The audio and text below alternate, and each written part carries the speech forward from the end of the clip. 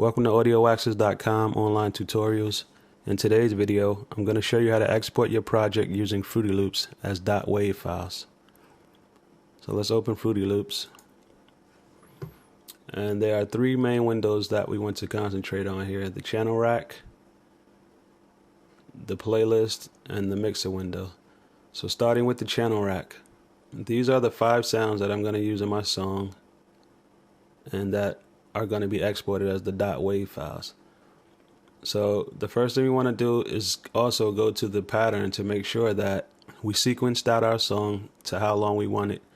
Right now I have an 8-bar song here, so that's how long it's going to be once each one of these sounds are going to be once I export them. The other thing that we want to do is to make sure that we are in pattern mode and not song mode. Right now we're in pattern mode, meaning it's only going to play this pattern. If you were to export it, would only play this pattern. So we go to song mode because we want these 8 bars to be exported. The next thing we want to do is to make sure nothing's solo or muted, so all of our sounds can come through. Next, we want to come to the selector column and double click. This is going to make sure all of these sounds are exported and not just the one sound like it was before. So we double click. The next thing we want to do is go to the mixer rack.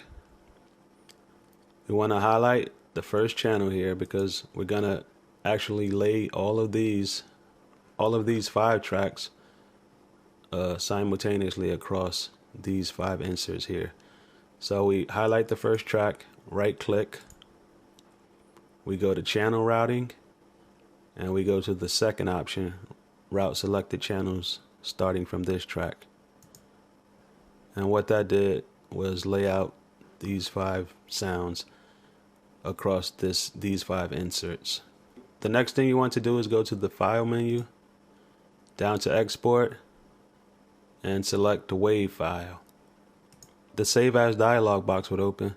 You create a new folder, and let's name it the same as our song.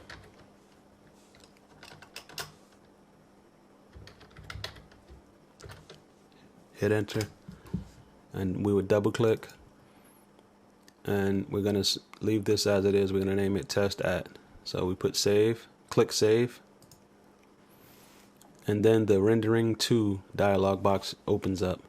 There are several options here that you want to make sure are set correctly. Mode should be full song. For tail, we want to put cut remainder.